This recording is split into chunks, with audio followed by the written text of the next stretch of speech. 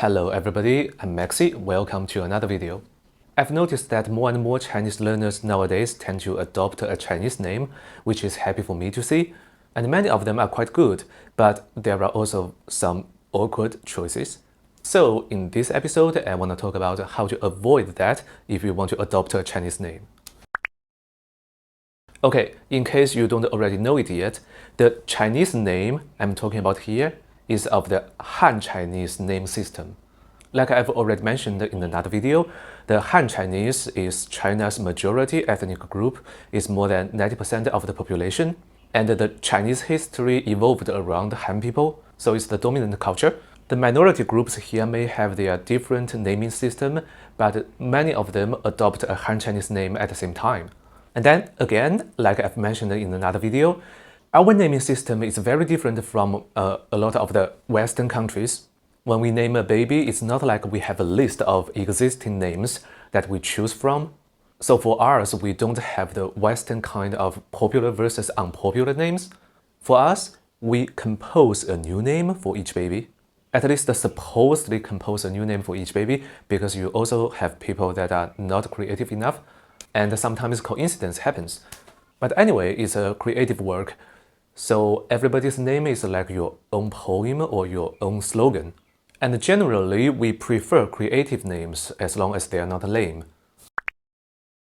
So in the Han Chinese name system, the format is like this. First, we have a one-syllable or two-syllable surname. It comes from your family, usually from your father's line, but there are also a few people who have surnames coming from their mother's line. But anyway, it comes from your family and it doesn't change over generations. And then after the surname, we have a one-syllable or two-syllable name. Nowadays, I also sometimes see three-syllable names, though it's very rare. Some parents think it's cooler, though it may not always go as they expected. Usually the name is just one syllable or two syllables, and this is the creative part. And because in Chinese, every syllable, every character has multiple meanings, so you can do a lot of creative work in just the two syllables.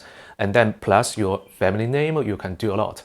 So usually the Chinese name you see is gonna be from two syllables to four syllables. And for us, basically the surnames are a set meal. We don't invent new surnames anymore, but we constantly invent new personal names. I think this is the opposite of countries like England. I mean, in English, you can sometimes invent new surnames, especially in novels like Eastwood, Westwood, and people would not suspect that it's an invention, that it's a fake name. But the English personal names are basically a set meal. For us, it's the opposite. Anyway, we don't invent new surnames anymore. But as a foreigner, maybe you can do that. And in fact, in China's history, things like that happened a lot. When some minority groups from the outside came here or got assimilated while the old China expanded, they transliterated their original surnames into Chinese characters and created some multiple syllable Chinese surnames. Like there was a famous surname Tuoba. It's from a nomad group from the north. That's how some of the multiple syllable Chinese surnames came into being. So if you really want to do this, you can do this. Maybe you are creating history. But will that make your communication here easier? I don't know. So maybe the safer way is still to adopt an existing Chinese surname, and it's easy to find the lists of them online. Okay, now how to get a good Chinese name? First, let's talk about what not to do. Don't just transliterate your original personal name like Lisa, Mary into Chinese and call that your Chinese name. Though we do that to foreign names in things like news, novels, dramas, well, we don't do that to people who come from countries where they also use Chinese characters like Japan, Korea, Vietnam, but usually we do that to all the foreign names that we see in those things. But that's just to make it easy for the average Chinese people to pronounce those names. It's not a Chinese name. I mean, you can still do that when you introduce your original name, when people don't understand your original pronunciation. But just don't go telling people that's your Chinese name, because that's awkward, although people may not show that on their face. Oh, by the way, if you translate your name into Chinese in Google Translate, this is what you get. Okay, so how to get a good Chinese name? I have prepared 3 examples to show you. So first, this is my favorite Chinese name from a foreigner. This guy, his Chinese name is Shi Jingqian. His original name is Jonathan D. Spence, nothing related to the Chinese name. He was a historian and a sinologist from the US. So here in his Chinese name, the surname is Shi. It means history. It matches his profession, and we do have this surname in China. And then his personal name, Jingqian, there are 2 ways to interpret it. The first, we can understand it as 敬仰司马迁, admire Sima Qian. Sima Qian was the most respected historian in China's history. But then we can also understand this name in the sense of 沧海桑田时以景迁. This is grandiosely describing how the world changes as time flies by, that where there were once oceans are now farmlands. So either way, this name is a perfect match for his profession as a historian and a sinologist. And it feels really elegant and beautiful in my Mandarin mind.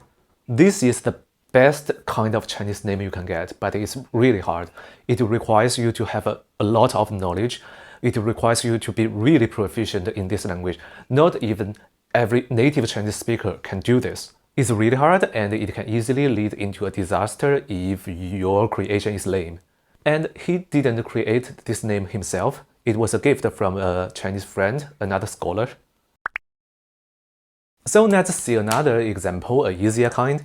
This guy, Kyle Oberman, he's a photographer from the US that I like, and he's still alive, so he may see this video. His Chinese name is Ouyang Kai, and he's quite famous now in China. This Chinese name basically doesn't have any meaning, but it's a good match to his original name. Ouyang is a common Chinese surname here, and it rhymes with Oberman. This surname doesn't have much or any meaning, but it sounds cool. Double-syllable surnames are usually considered cooler here.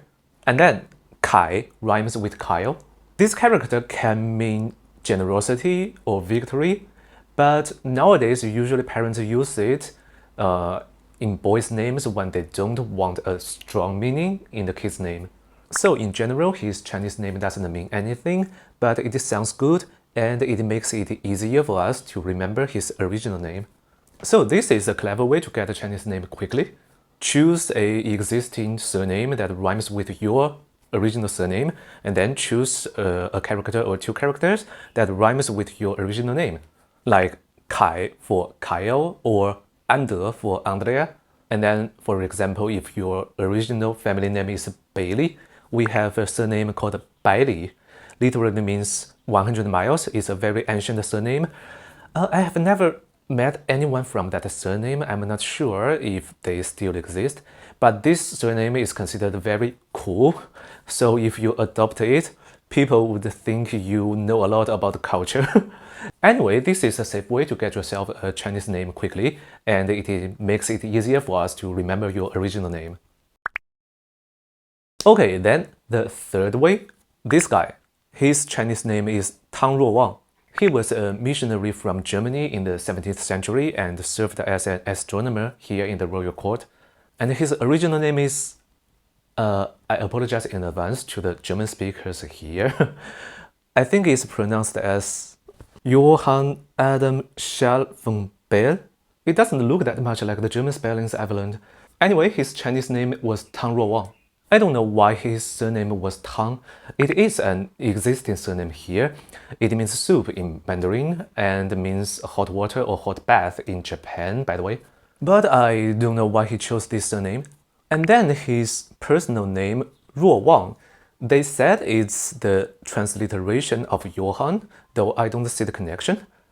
But people back then may have a different accent. But anyway, this is a translation that they have kept as a tradition for the Christian clergy names. Anyone with the name Johann or any variation of Johann is translated to Ruo Wang. Well, what is interesting here is that though this is just a transliteration, but when these 2 characters are together, they seem deep. The character Ruo can mean as if, what if, be like, and sometimes it can also mean young. And the character Wang can have the meaning of hope, wish, look far, and in some radical words, it can also mean the full moon. I'm not sure if they really had all these meanings in their mind when they transliterated Johann into this, but this name makes people think you may have something deep in your name, even though in reality you may not even intended for this to happen.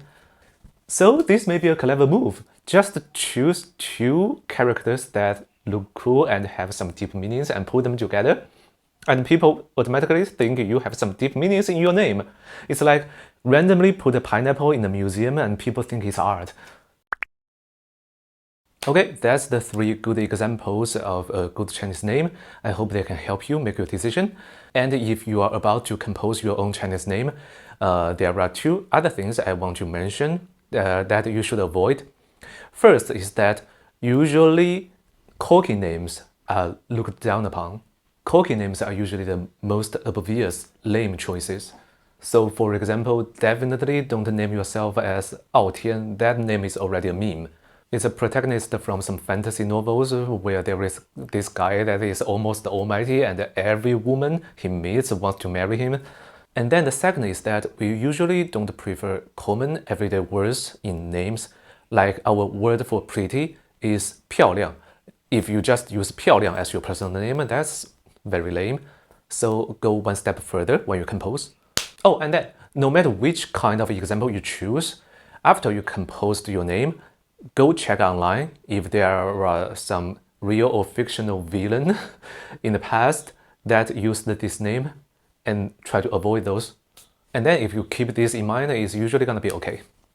So that is today's video about how to get a good Chinese name. I'm Maxi. I mostly talk about Mandarin, but sometimes share some fun facts about China.